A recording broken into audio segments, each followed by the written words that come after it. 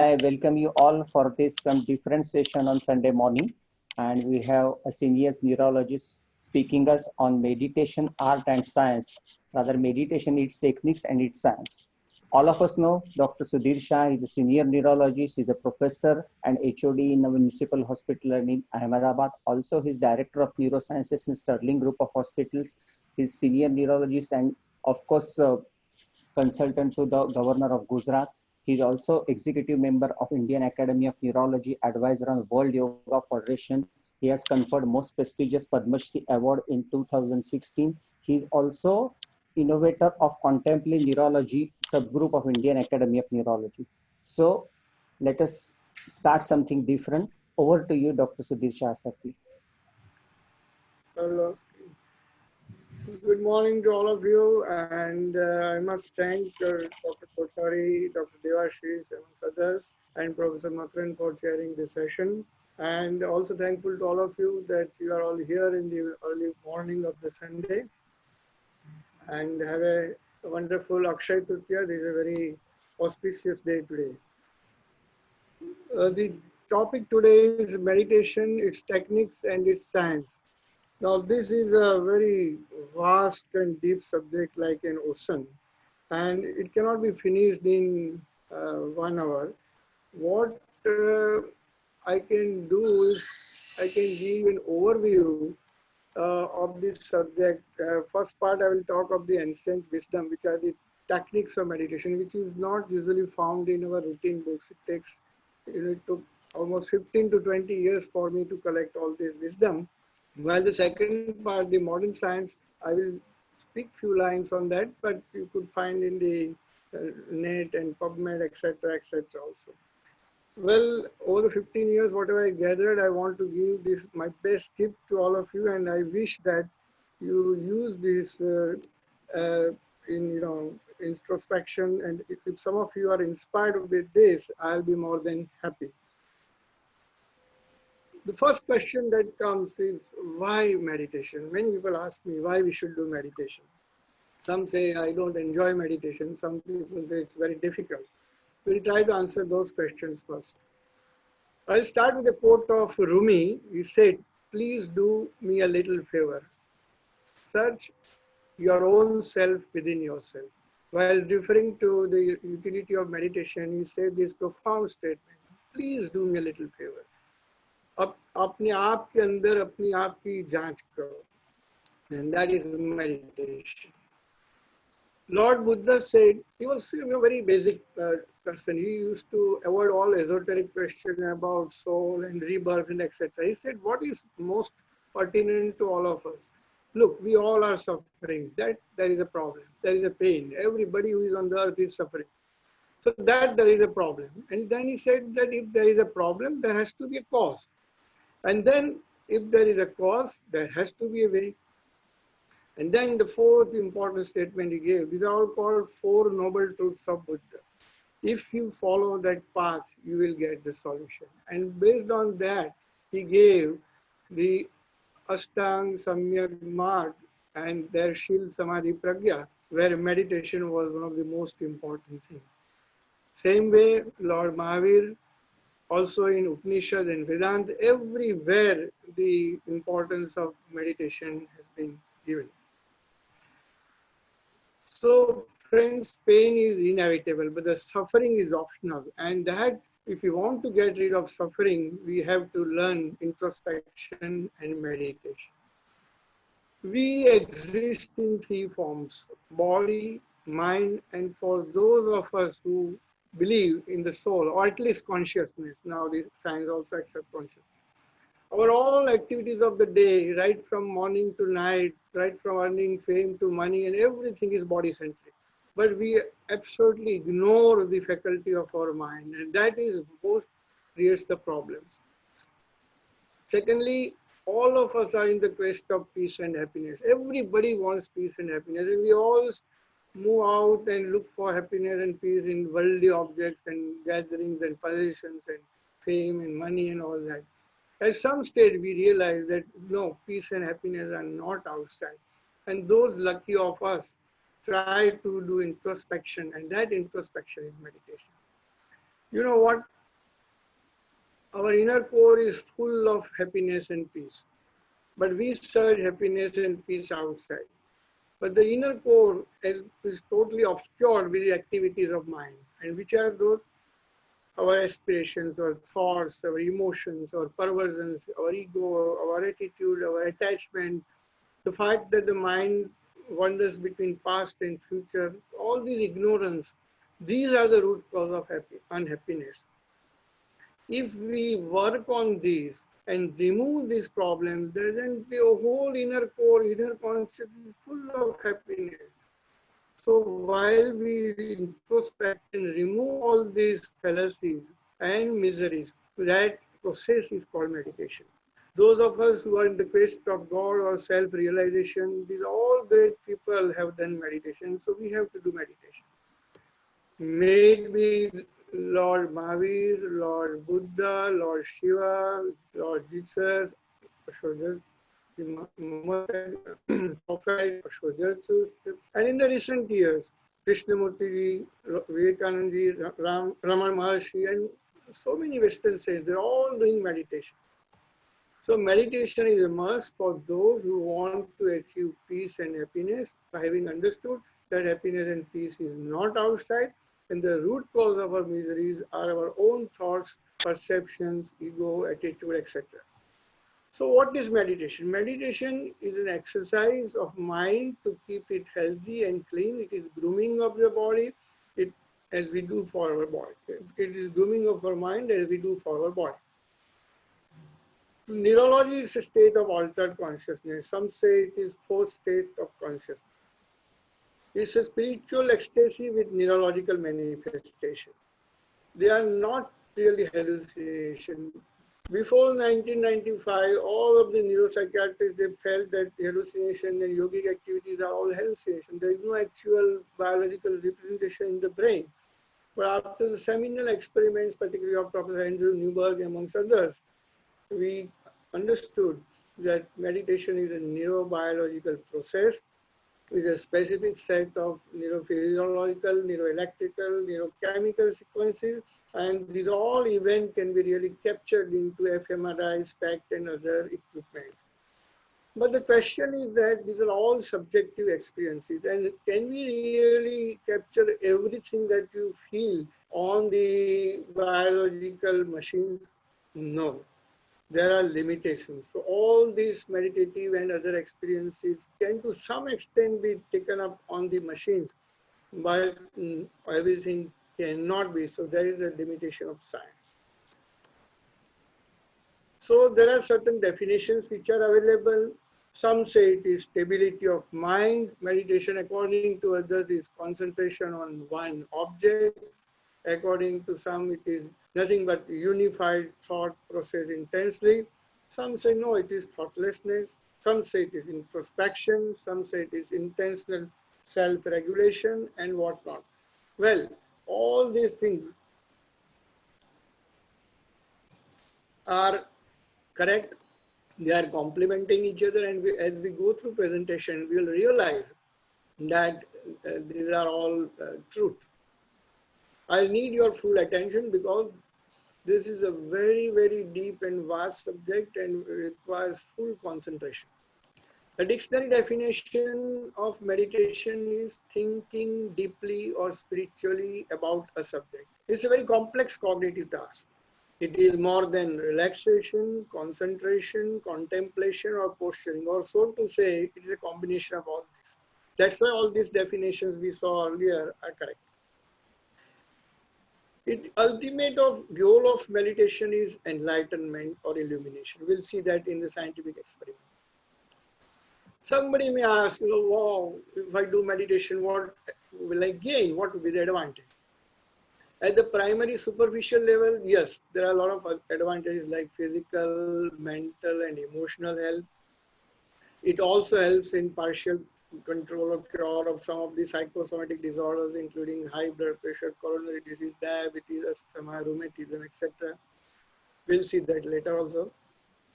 It relieves the stress. It helps in better concentration, sharpness. All of us who are doing meditation, they have felt that it's really very easy to get concentration, sharpness, stress relief, etc.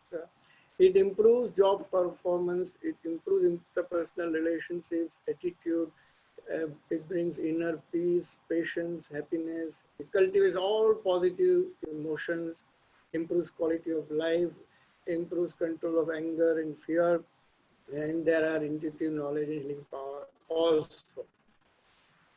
So, what is the neurochemistry of stress and neurochemistry of meditation? They are diagonally opposite. Stress is overactivity of sympathetic system. You know that the pulse is raised, BP is raised, the respiration goes fast.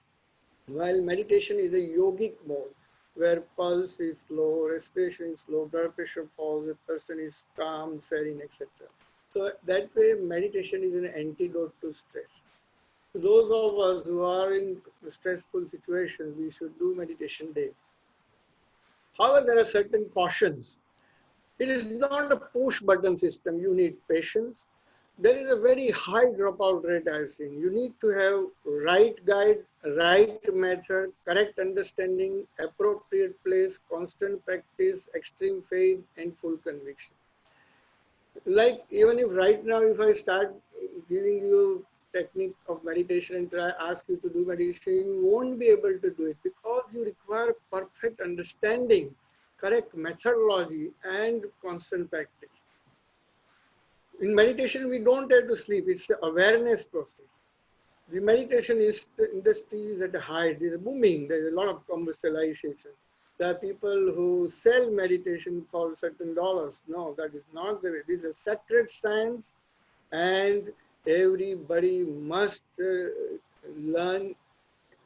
It's kind of a priceless thing, and you cannot learn with commercial way. Another thing that one should not make comparison with different systems. Some say that my system is great, the other systems are not good. No. The moment the ego and comparison comes, that means you have not learned the basics of meditation. You have to respect all the systems, and that is how a meditator is taught from the beginning. Krishnamurti used to say meditation is hard work. It demands the highest form of discipline which comes through constant awareness, not only of the things about you outwardly but also inwardly. According to him, meditation is effortless, choiceless awareness. Remember these words. Effortless, choiceless awareness is meditation. We have seen the advantages at the physical, mental, emotional, and job, etc. level. But the real purpose, according to the spiritual text, meditation is to teach us to remain in the present moment. Most of our miseries are because our mind is literally fluctuating between past and future. The past grudges and all those wrong things that happened to you, kind of depression. Well, future is anxiety. What will happen tomorrow? This situation, disease everywhere, etc. What will happen to me? While this present moment is full of peace and happiness. So meditation primarily teaches us to remain in the present moment.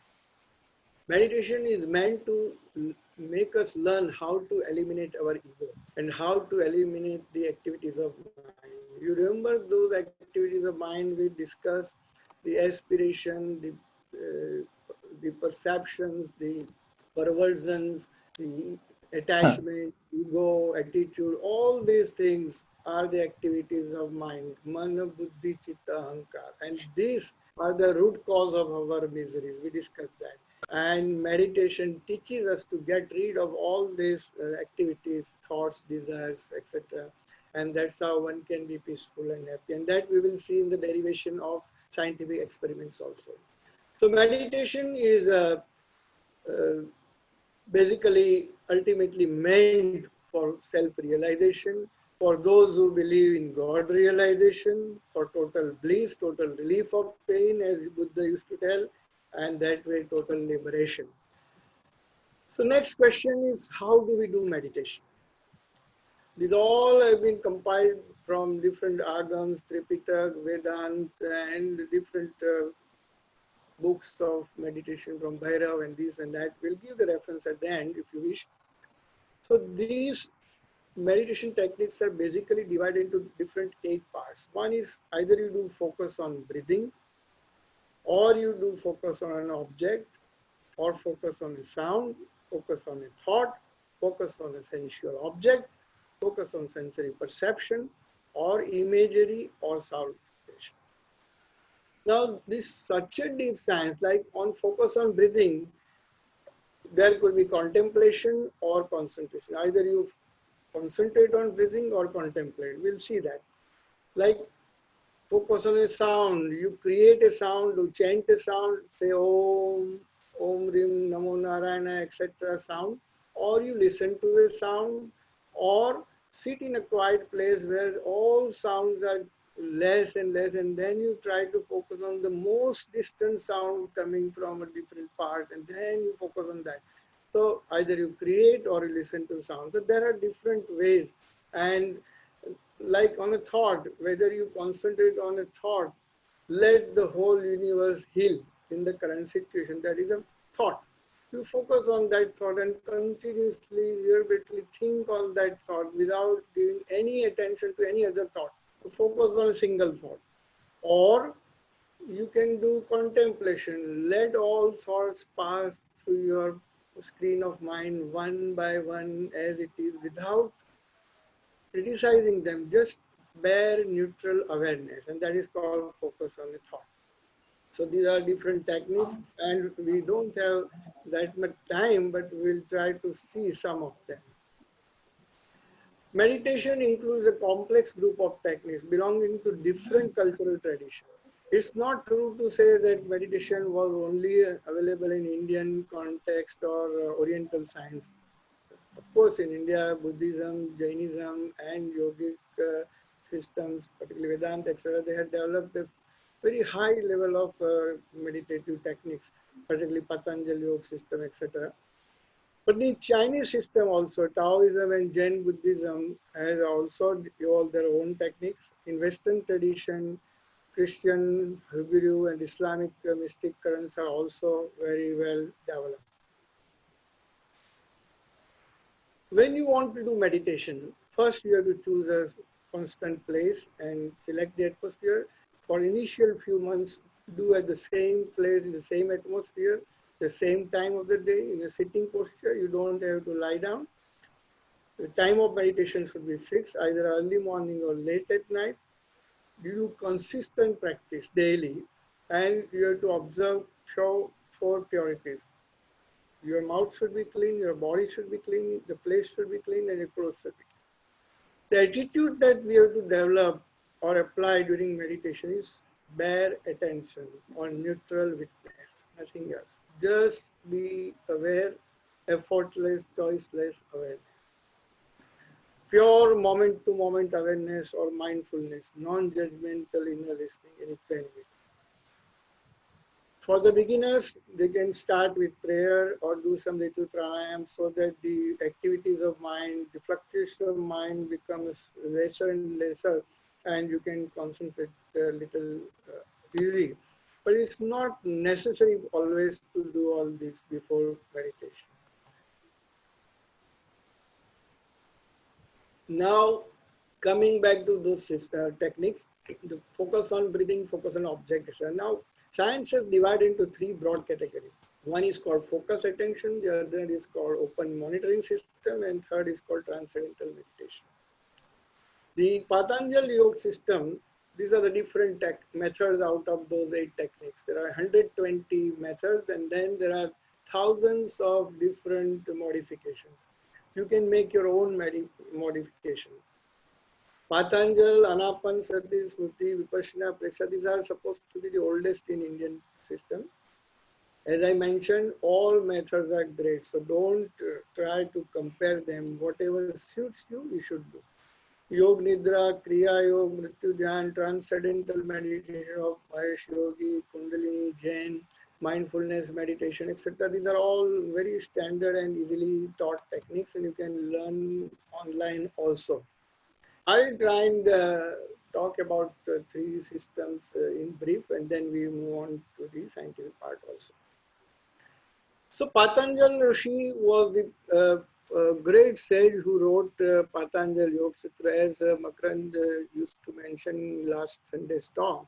This is one of the profound books, and he said that the ultimate goal of human existence is samadhi, where there is non-dual experience of the existence. You are part of the universal existence, universal consciousness.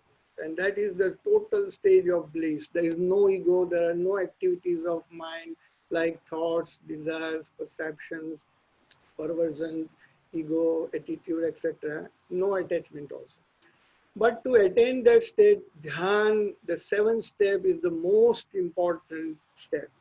But he said that every Tom, Dick, and Harry cannot log into meditation and then samadhi. One has to go through certain purification processes. First is yama, then niyama, then asan, pranayam, pratyahar, then dharana, dhyana, and samadhi. So one has to observe certain self-constraint and self-restraint, like non-violence, truth, non-stealing, celibacy, satya, ahimsa, aparigraha, brahmacharya, etc., etc. These are the five major woes of Indian spiritual context. You know that. Then there are five niyam. He said purity, austerity, some kind of penance, then santosh, self-satisfaction, spiritual learning, worship, dedication. These are all niyams that would make you qualify for the further steps. So yam and niyam. Then asan. What we call yoga today is nothing but the third part of the eightfold path of Patanjali. Just asan is postures, so that you are taking charge of your body. Your body remains still in a particular posture for hours together when you do dhyana and samadhi. So you have to qualify your body. Then you take charge of your prana, that is called pranayama. Then pratyahar, withdraw senses from the different aspects. And then you do dharana and then dhyana and samadhi. And this is a very advanced science, how actually meditation helps, eliminate the different thoughts and ego, etc. But we don't have much time, but this is a very logical system. Here we have to focus on an object or a place or a thought or a chakra or flame or photo with eyes open and then later closed.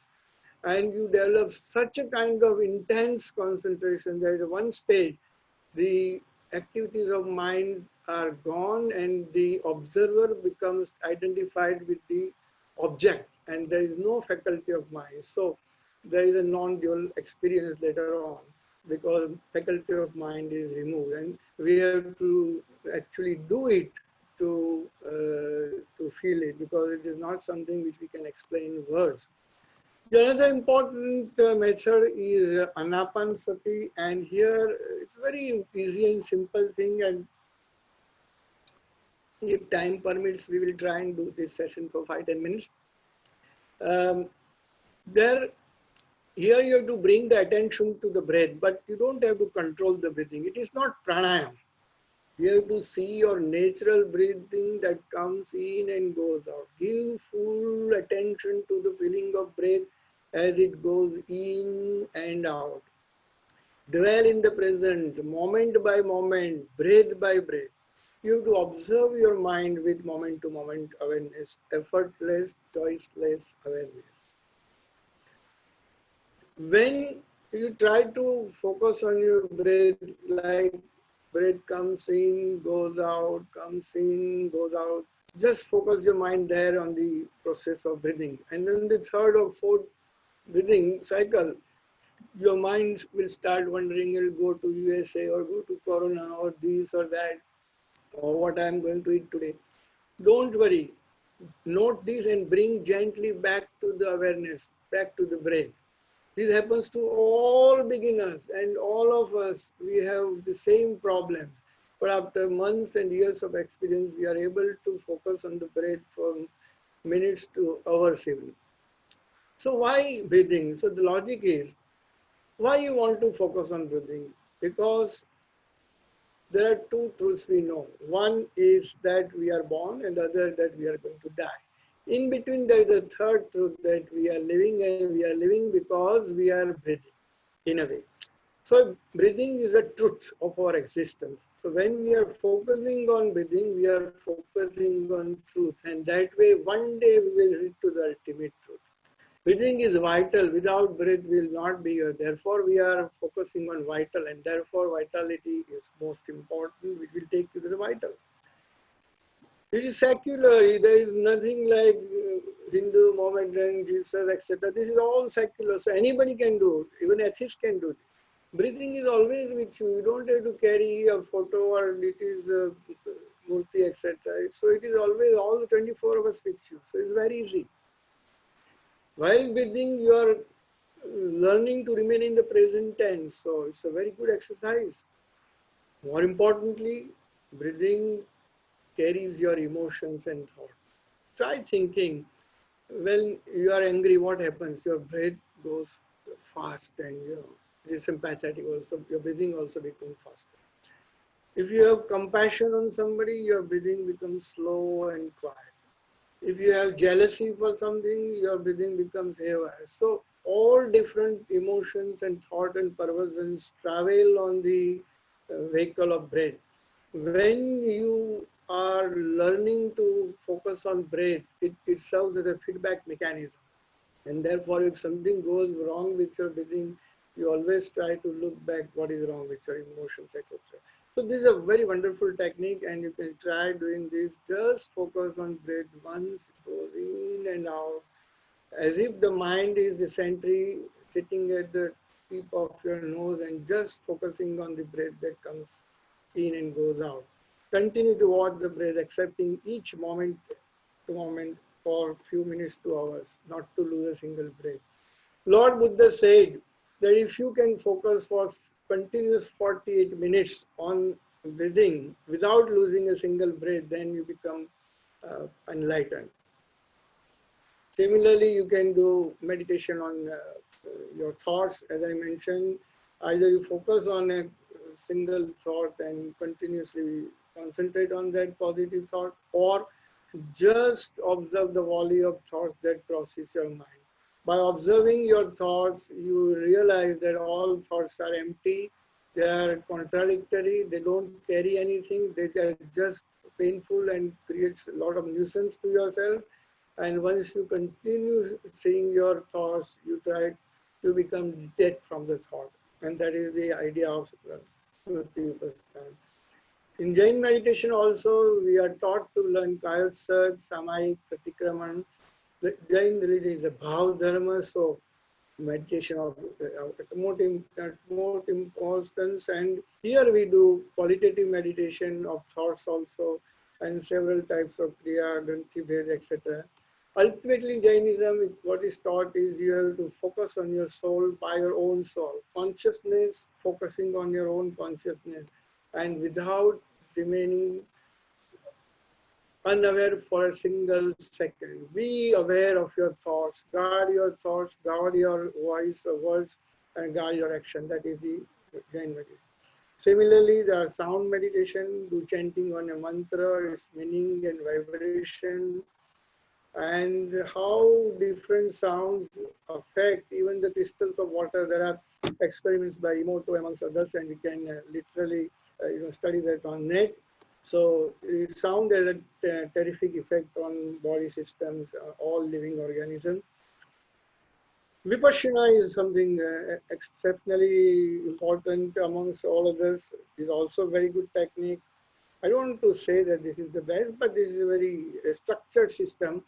I've undergone Vipassana also, and here we have to observe the breathing for first 3.5 days, followed by 6.5 days. We have to focus on the sensations that arise on different parts of our body.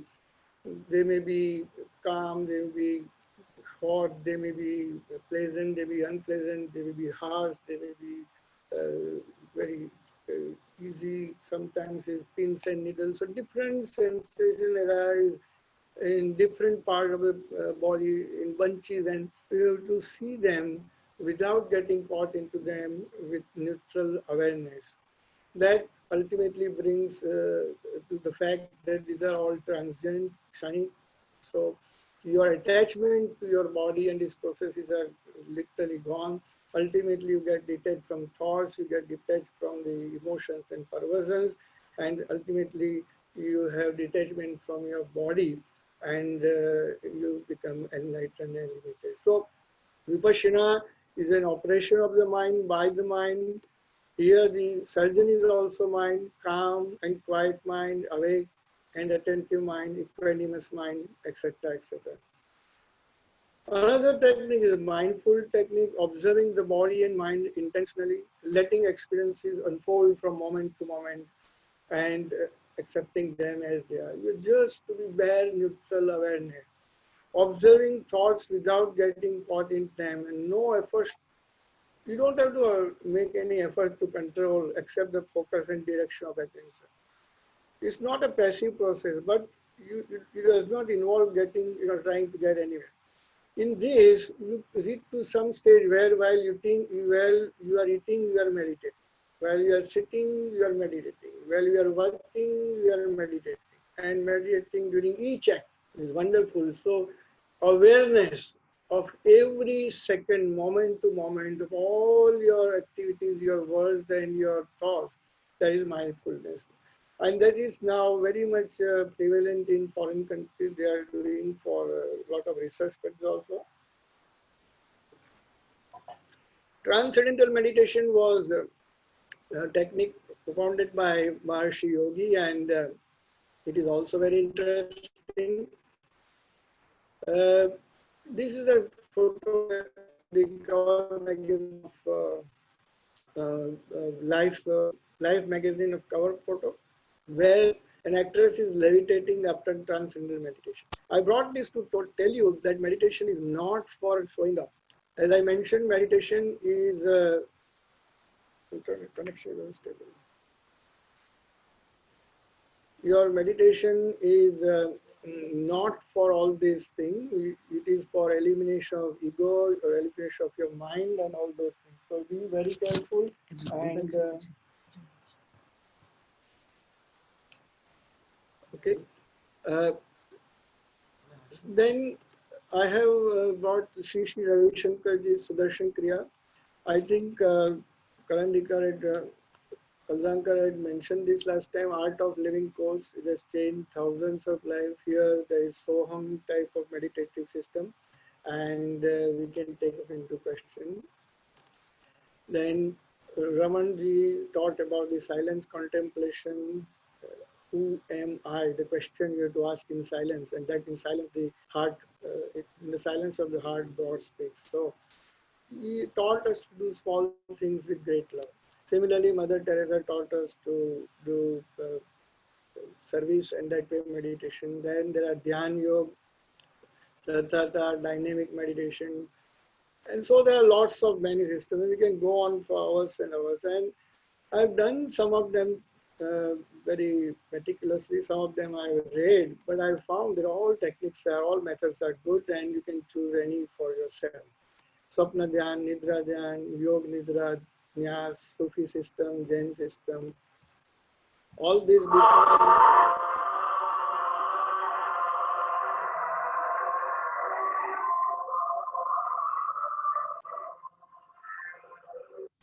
So this is the Sufi meditation. In Chinese system, there is Qigong or Tajikwen and some other meditation systems. And the aim is awareness and self-knowledge by wise use of imagination, sensory development, motor control, and bringing perfect balance of body system. So it's a development of internal energy. You know that Tai Chi and Qigong, these are the technical words, positive and negative according to them, and so develop internal energy to become a symbol of cosmos, and this is one of their techniques.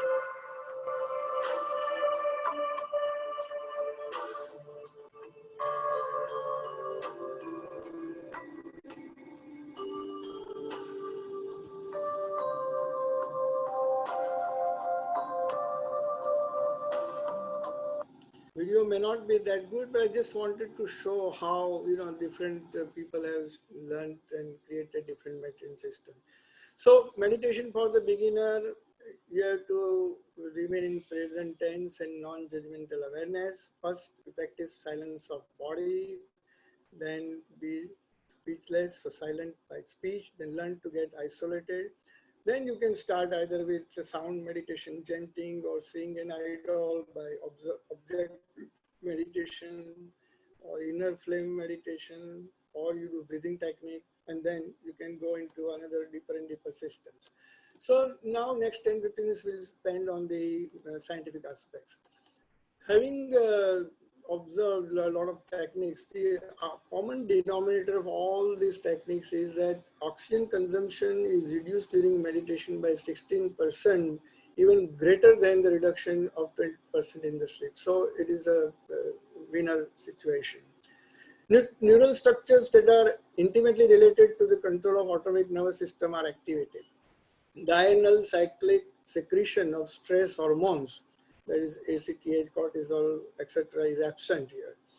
So there are lots of papers on net. You'll find there are thousands and thousands of papers how meditation may help heal or control partially or to 40 to 70%, reduction of arthritis, allergies, asthma, hypertension, coronary, irritable bowel syndrome, heartburn, constipation, tension, headache, migraine, menopause system problems, PMS, pain in the back, hip, knees, depression, anxiety, substance abuse, skin disorder, chronic fatigue, overweight, sleep problems. All these you will find, and you'll be surprised that the maximum work is done on depression, anxiety, in Vipassana system, in mindful meditation, in transcendental meditation, and so on. So even if you want to get rid of your psychological problems also, to some extent it helps. And there are some of the papers which I don't have time, but in cancer, depression, anxiety, in the chronic pain of backache and others, anxiety, panic disorder, fibromyalgia, psoriasis, carotid artery wall thickness, coronary artery regression of the plaques, and hospital admission, and all heart disease, etc. Lot of papers, some of them are seminal peer-reviewed papers are published, and you can browse on the net and find out. But I want to tell you again, meditation is not advised primarily for relief of disease cure. It's something very high thing. It helps you relieve of your all thoughts, emotions, perversions, ego, attitude. This is a very highly evolved system. As a byproduct, because these are psychosomatic disorders, they are relieved, that's okay. But that is not your primary goal. So who cannot do meditation? Those who have psychosis, severe depression, confusional states, excessive anxiety, dementia, they should not do meditation. Meditation produces a specific physiological response pattern that involves various biological systems. Mechanisms producing meditative effects include autonomic, metabolic, neurological, endocrine, and psychological systems. Primarily these 5 systems are involved, and that's been studied extensively. Physiological responses to meditation occurs on a multi-dimensional interactive basis, and we'll see some of them as time permits. First of all, neuroelectrical effects. As we are neurologists, we are interested. So, as I mentioned earlier, the 3 major systems are focus attention, open monitoring, and transcendence. Depending on those systems, you have either increased alpha activity, increased theta production, increased high beta activity. Like if you are in a highly concentration type of meditation, then you will have high beta activity beyond 40 or sometimes that is gamma also. Alpha patterns are associated with calm and focus attention. Theta patterns are associated with reverie, contemplation techniques, imagery, and creativity. Mindfulness also brings this thing.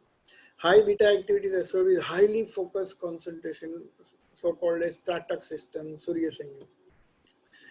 So the meditation brainwave pattern is a combination of alpha and theta, where theta provides the depth and profundity of the meditation experience, the subconscious inner space from where your insight, your creativity, your healing, your judgment, etc. springs. And alpha provides the bridge or the link to the conscious thinking mind, so that you are actually aware and remember the content of your meditation. Very interesting. And this is, you can literally feel it by your experience when you do deep meditation. Davidson's experiments on EEG are well acclaimed, and if he could detect that in chronic meditative states, you can have actual gamma wave, the high level information processing, transcendent signal, what we call, is found in many meditators. That is the neuroelectrical part. Even for those who are doing first time meditation for 30 minutes, then you can have change in beta. The beta reduce in the frontal, and that has been also documented in various experiments. So even first 30 minutes experience of meditation can produce some changes. The minimum experience of meditation should be 30 minutes. In meditation, the usual framework of time, space, and other aspects of consciousness content are absent, although the mind is not asleep. Compared to quiet or slow wave sleep, in which the brain blood flow is reduced, meditation shows no reduction in total brain blood circulation perfusion. Very interesting. How it differs from sleep. There is no change in blood flow. And the usual framework of time, space, and other aspects of consciousness are absent. So the mind is there, but it does not operate. Regional maps of brain blood flow perfusion differ amongst meditation, slow wave sleep, and wakefulness. So neurobiology of meditation. There are lots of experiments. I'll show one of them. Imaging like regional cerebral blood flow, real-time MRI, magnetoencephalogram, and improved EEG techniques have allowed detailed studies in understanding the effects of meditation on neural structure, neural circuitry, and the behavior. The SPECT study shows that the parietal area of the brain, which is responsible for giving us the sense of orientation to time and space, and by blocking all sensory and cognitive input to this area, meditation results in the sense of no space and no time. How? I'll show you. So these are the different technologies that we use in meditation. This is Professor NEWBERG. He is one of the pioneers in the research of meditation. I had a chance to work with him during my experiments on prolonged fasting, and he used to work in UPenn. And his paper on Buddhist Lama was the game changer. And to cut the matter short, what he showed that this is a baseline scan of SPECT of meditator, and this is during meditation up to 45 minutes. He said that the blood flow in the prefrontal cortex during meditation is increased 2 to 3 times, and there is increased cerebral blood flow, showing that there is increased cognitive processing, judgment, higher prioritization, executive function, all those prefrontal lobe, working memory, etc. This becomes very sharp and increased during meditation. And those who do meditation for years on daily, regularly, they have increased intellectual levels, increased cognition. In Indian context, we call it pragna, medha, buddhi. So there is increased cognitive functions in meditators, and that is shown with his experiments in 2001, 2, and 3 papers. And then he wrote the book called Why Gods Will Not Go Away. I recommend that you read that book. The second important change he found that the parietal area. He said that during the deep meditation, the blood flow in the posterior parietal lobule, particularly on the left side, goes offline, it is reduced. And this being the area of orientation to time, space, person, connection with the prefrontal and temporal circuits. He said that during the deep meditation, on 40, 30, 45 minutes, a person becomes unaware of time, space. So his ego is not manifested. His thoughts, his emotions, his or her perceptions, perversions, and his attachments are reduced. So all the faculties of mind, which are the root cause of our miseries, are manifested through these. And therefore, the mind becomes identified with the universal mind. Man mein se aman hone ki prakriya, and the higher pragya, the vikas of higher cognition. These two derivations he found from his experiments. And of course, some of them were repeated in different other experiments, and many of them were reproducible. The point is why the things differ in different techniques, because some meditative techniques operate from the concentrations of frontal lobe, the contemplative techniques operate from the parietal lobe, the transcendental signal operates from the thalamus and the hypothalamus and the hippocampus. So although the common denominators are the same, but you cannot really compare these in the experiments, and therefore you get some confusion, some problems in, so you will find that all these techniques have some issues in scientific explanation and derivation. Well, science apart, as I said, these are all matters of experience, and all experiences are mere subjective phenomena. They cannot be really reduced to all biological and simple physiological phenomena. Even the prayer scans mention that there is autonomic and parasympathetic blood flow is increased. So if you do deep prayer like a meditation, you can have group autonomic output. So this was the SPECT thing. So friends, I want to tell you that people have proved that meditation is not merely hallucination and so. Even fMRI experiments have shown that there is significant increase observed in the dorsolateral, prefrontal and parietal cortices, thalamus, hippocampus, parahippocampus, temporal lobe, pregenual and anterior cingulate cortex, RACC, striatum. So different areas where having increased activity, and these activations was documented in fMRI. Most types of meditation which involve an initial focusing of attention are associated with increased regional blood flow or glucose metabolism in the prefrontal and cingulate cortex, areas that are important in selection of a mental task. Frontal lobe, especially the prefrontal region, helps in organization, prioritization, plan, focus, attention, etc. In visualization, different parts are activated. So this is the thalamus, this is the reticular activating system. Thalamus is the gatekeeper of the senses. The reticular activating system is the sentry, and this controls the funneling of different senses. So the frontal lobe is the most highly evolved part of the brain responsible for reasoning, planning, emotions, and self-conscious awareness. During meditation, the frontal cortex tends to be offline. In parietal lobe, as I mentioned, this part of the brain processes sensory information about the surrounding world, orienting into time and space. And during meditation, activity in the parietal lobe goes down. Therefore, you no longer manifest in form of higher ego. So these are the different ways of explaining the outcomes of meditation.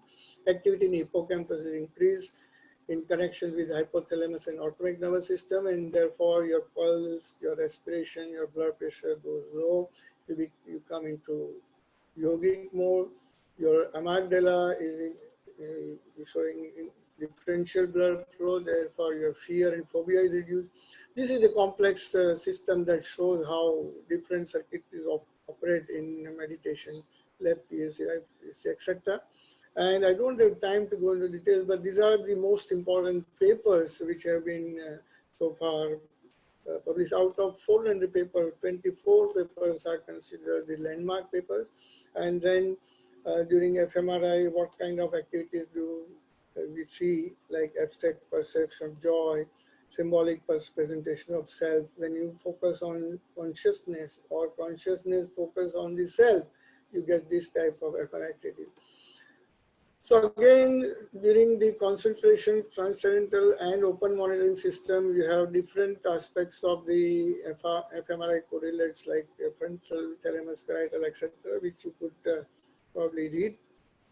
There are several neurochemical changes. Serotonin increases, so your mood and behavior improves. Acetylcholine increases, so memory is improved. Melatonin is increased, so your sleep becomes deep and fine. And these are the different diagrammatic and schematic presentation of different neurochemicals, the changes observed, and the CNS structures where you see these changes. And these have been depicted. Meditation also affects the central nervous system by decreasing muscle reflex time, changes neurotransmitter, thereby decreasing synapse time, by increasing left cortical hemisphere, the sense of time and logic no longer dominate consciousness, and therefore, as I mentioned again and again, the ego faculty and the faculties of mind are suppressed. So you take charge of your mind, your thoughts, your ego, attitude, etc. We must mention a couple of lines on default network, because ultimately default network, dorsal attention network, seminal network, there are 5-6 important networks you should know about the brain. During meditation, it is said that default network is more active. What is default network? Using past experiences to plan for the future, to navigate social interactions, to maximize the utility of moments when we are not engaged by the external world. Your autobiographic memory, your planning for future, all these operates in the default network. While you are introspecting deeply, you are doing meditation, it is a default network that really becomes operational. But there are some specific comments on this. However, in general, this is what it is.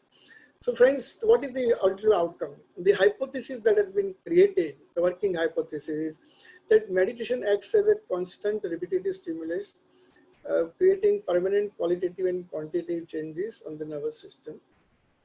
Neurotransmitters and neuromodulators may stimulate growth of dormant neurons which are there. So you know that our so many neural pathways and neurons are dormant, and here during meditation, because of constant repetition, there is a permanent change. So new neurons are activated, higher center, higher than neurocortex. Is there, they call it G module or quad module. And these higher center will exhibit inhibitory control over the present neocortex and thereby over mind as a whole, thereby suppressing mental activities. Spiritual ascent is from the least evil state of consciousness to near perfect state, where the mind itself will cease and remain in only non-dual experience.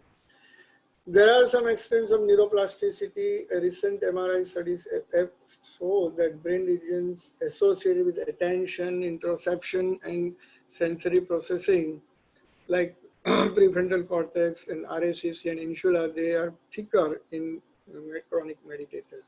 So meditation probably offsets age-related cortical thinking. So probably it prevents dementia and learning disorders. These are the latest seminal papers in 2020 published in Nature. Telomere length correlates with subtelomeric DNA methylation in long-term mindfulness practitioners. Mindfulness meditation activates altruism. Meditation psychology, and the last few slides. Practice of meditation improves cognitive task performance, increases mental concentration, and reduces susceptibility to stress. Both subjective and objective examination reveal that meditation enhances perceptual sensitivity. Friends, meditators have different attitude and different personality. They don't look at the world as we see normally.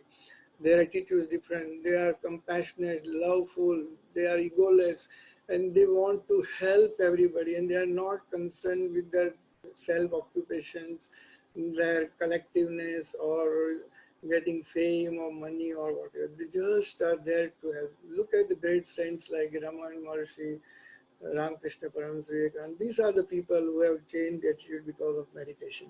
And those techniques, if we adapt, we can also become the same.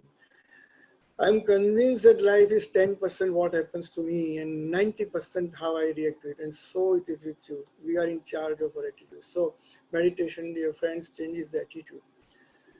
Everything we hear is an opinion. It may not be fact. Everything we see is a perspective. It may not be the truth. Everything we feel is a perception. It may not be the reality. And everything is likely to change. So friends, be judgmental and strive after your own truth. Whatever I said is my opinion. It may not be your truth. So you strive for your own truth. I've just given you few highlights of this different world and different field. Some of you may be more advanced in the system of meditation. You may be doing much more than me. But my idea was here to give a gift to all my colleagues. Whatever little I have learned, a drop in the ocean, what I have learned, I just want to share. At the end, I want to mention that there are certain unresolved issues, new frontiers in meditation. Although we can understand how the various lobes and neurotransmitters function during meditation, how are these actions directed and by whom, we don't know.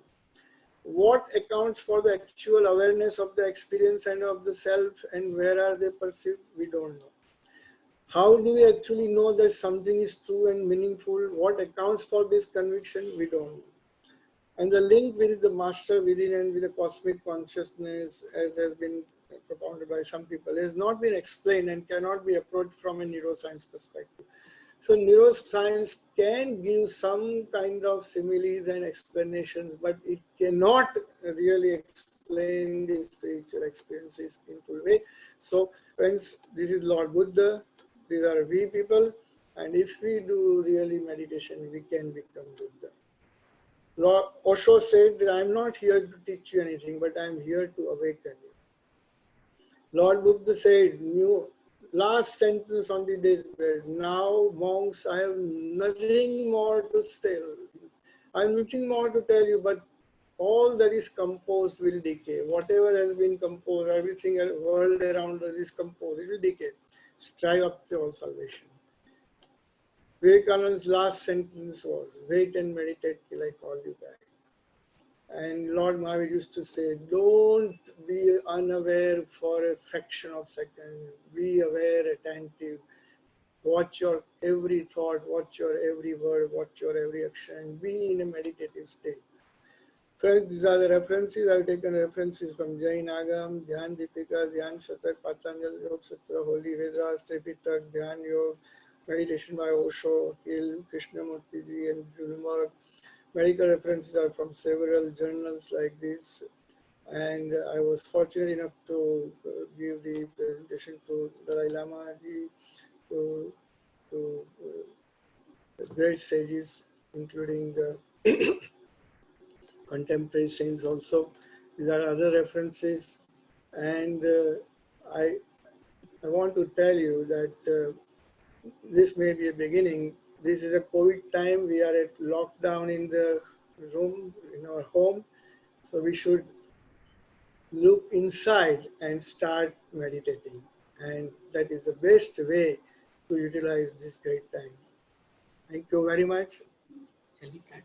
Shall I start? Close your eyes, slow down your breath, remove the glass and listen to the sound Om. Focus on the vibration, focus on the meaning of Om, and be with Om. That's it. Just be with the sound.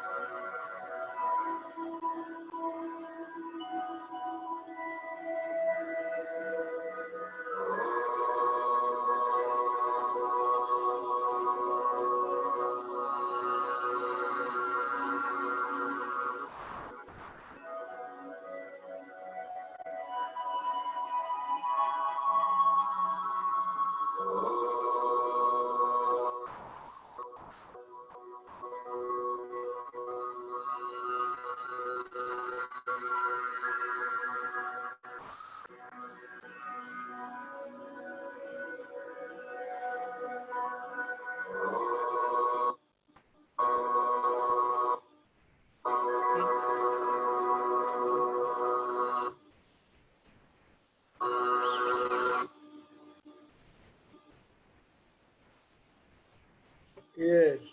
Hello. Hello. Yeah. How did you feel about this practical meditation? Do you enjoy? Yes, sir, definitely. And shall we take few questions, sir? At least there are many, but Yes, I shall please. ask you what I feel important. Someone has asked, has regular meditation improved your patient outcomes? Yes, in fact, I've been asking some of my patients to do meditation, and their outcome is also improved, and even my output is improved because I am. If I compare myself what I was before 20 years and what I am now, I think my attitude, my personality, my outlook to their problems is changed. So both ways they help tremendous. It's not my personal experiences also, I can tell you.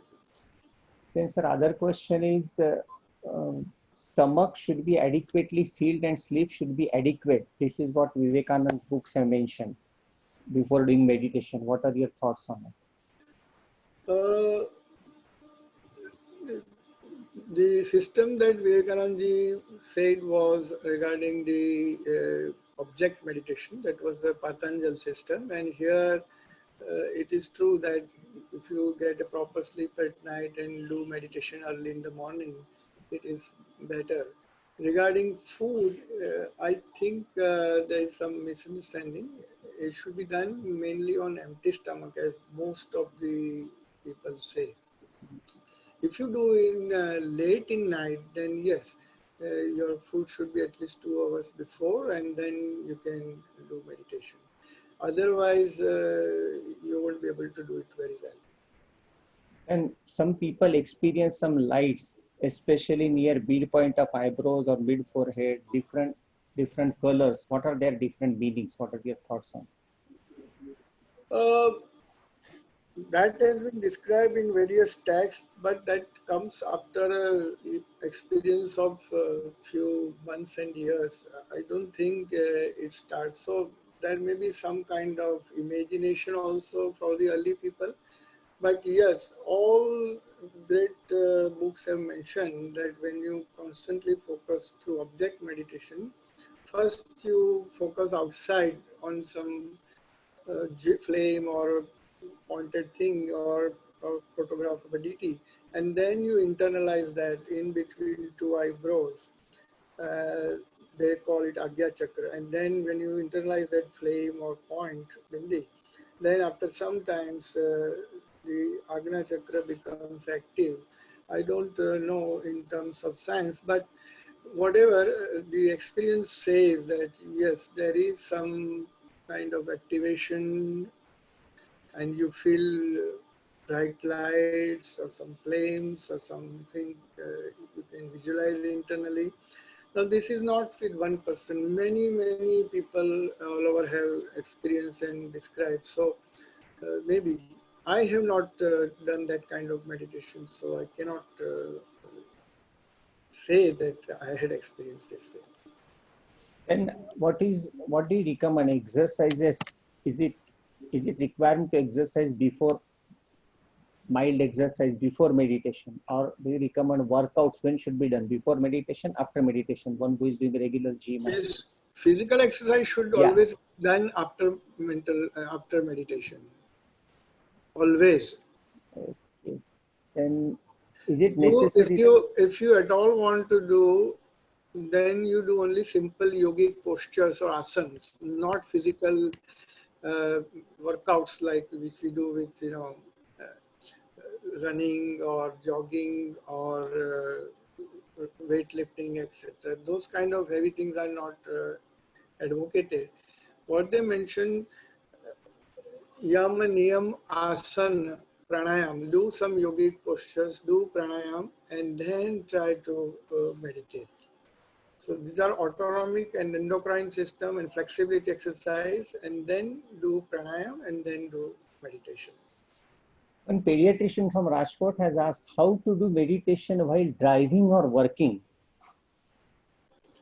that if you do Zen meditation or mindful meditation technique, you will be taught how to remain in a meditative state in all activities. As I mentioned, during eating, also you are meditating, you are driving, you are meditating, you are doing consultation, you are meditating. There is something which is internally connected to the higher consciousness or universal consciousness. That is also a very advanced technique, and one can get that.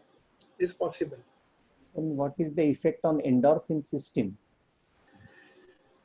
Endorphins are increased during meditation, they say, and therefore the pain is replaced by bliss.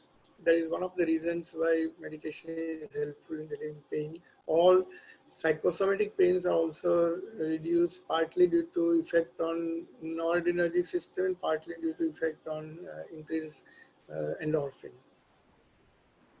Then can we do with eyes open, or eyes should always be closed? Well, for the beginner, this is a very important question. When a beginner starts doing meditation, he won't be able to sustain. He requires some or other kind of avalamban, what we call some kind of base. So therefore, the looking out towards an object or a flame with open eyes to start with, or listening to a sound to start with. So giving some sensory input in whatever form. And then when you advance into the system, slowly cut down all the sensory inputs, close your eyes, close your ears, close everything, no external input, and go gradually start internalizing. I think that is a sequence that should be adapted for the beginner. For an advanced person, that doesn't make any difference whether you open the eye, you close the eyes. In the Anapanasati system, it is always taught that that the breathing system I mentioned in details, right? Very, very simple, very effective system. Here you have to close the eyes first because you are focusing on something internal, that is your breathing. So if you keep two outputs at the same time, you will be deranged. So you just focus on your breathing that comes in and goes out. Therefore, you have to shut down all the senses. So depending on which system you are doing, you should start, Then using those. other just one question or two question: is Brahma Muhurta required for meditation? That is what all Indian spiritual texts say, and it is ideal because of so many reasons. They say right from physical aspects of ozone to where everything is steel, your geoelectric activity of the earth is also good, magnetic part is also good. So there are a lot of logical reasons. I don't know whether there is science behind that, but therefore when there is no distraction and because of the inherent peace in the surrounding, you tend to go into the meditation fast. While there is a stressful atmosphere, stressful time of the day, if you try to log in, you won't be able to do that. So best thing is to select a time where there is automatically inherent peace and happiness outside and everything is still. Dr. Datta Nadgir has asked interesting question. How do we know which method is good for us? Should we try everything and then decide? And he has also asked which method you do. Well, I started first with the simple object meditation. Then I started with sound meditation, which still I do. I do chanting. But when I do chanting, there is a difference. I'll take a couple of minutes here. When you do, as for example, you say Om Ring Arham Nama, then I don't just chant the word. It is called mantra jap if you just chant.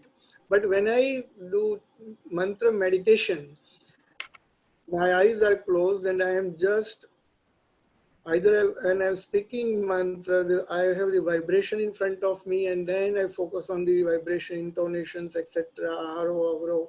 So that is a vibration meditation. Or the DT of that mantra is Arham. that I look at, I visualize God in front of me, or whatever God, if I believe it, or the meaning of that mantra. Like my whole existence bows down to the supreme energy, and that it continuously, my every mantra, I don't have any other thoughts, I don't change, I just become part of that mantra, and that is called mantra meditation. Then I shifted slowly to Vipassana. My good friend Dr. Jitubai inducted into me that. So Vipassana, Anapanasati, Prekshadhyan, these are the methods which I do. But it's most of the time I do Vipassana and Anapanasati. But there are some, at times I do mantra meditation or object meditation also. So it's not that I stay on one, depending on the time of the day, my personal mood and favorite. How a seeker should know which is good for him? Yeah, I'm coming to that. As I mentioned in one of two slides, that for a beginner, first he or she should learn how to sit calm. Sitting calm is the first step. Then remaining completely aloof from all environment. You shut down your mobile, shut down your phone, all connections are gone. So that is the second, sitting still and speechless. Third, then you can either start with sound meditation, because it's avlamban, there is an external dependence. So you can start because it will be easy for you. As I mentioned, Omkar, do with Omkar, or listen to Omkar, or sit still and try to eliminate near sounds and go to the distant most sound. That is with difficulty. You will try to understand how you can eliminate near most sounds and how you can listen to the distant most sound. This is a sound meditation, easier. The other way is to do object meditation. This is also simple. Sit in front of flame or your photo of your deity, and look into the eyes of that deity or the flame, and constantly look into that as if you are part of the flame, and don't allow any other thoughts or emotions to enter. Just be with the flame or the photo, as if the continuous thought of your self is focused on that. So the no other distraction of your mind are allowed, and that way you become part of the flame. So that is the another way of avlamban meditation. Then you can also start with the breathing meditation techniques. As I said, look into the breath that comes in and goes out. Make the mind the sentry at the tip of nose. Don't allow any thought or emotions or ego or attitude to come. You and the thought, you and the breath, nothing else. And when the mind wanders here and there, very calmly bring it back without criticizing, without fighting with it. And then a time will come when you'll be able to remain on your breath continuously for several seconds, and then over months to several minutes. So these are the three different sequences I can suggest for you. Those who are slightly more competent from beginning can also have thought meditation. To start with simple thought, like let there be peace all over, and that particular thought you just keep on constantly thinking about, and then don't allow any other thought or other activity to enter into the mind. Don't speak any word, just be there. So this is how it goes. Or you just see the thoughts, the volley of thoughts that is passes from your mind one after another without criticizing. Just study the nature and content of the thought. That is also, these are different four simpler techniques to my mind. And those of you who have time and can go, I would strongly recommend to take up Vipassana 10 days course. I'm sure there'll be a lot of centers around your area. Go there. There is a more structured meditation. Daily there are 12 to 14 hours intense meditational training courses going on, interpersed with the lectures of Goenkaji. I'm sure you will be benefited, you will not be disappointed, but you will require strong conviction to be there for, because it's a very, very meticulous training program. And I think you can do that. It's a very structured program, so you will not fall out. So to summarize, whatever you follow, you stick to that, and you will get ultimate results. We should have that conviction. Correct. Thank you, sir. Thanks for that wonderful lecture. Many in the question answers I have said that it was a wonderful session. And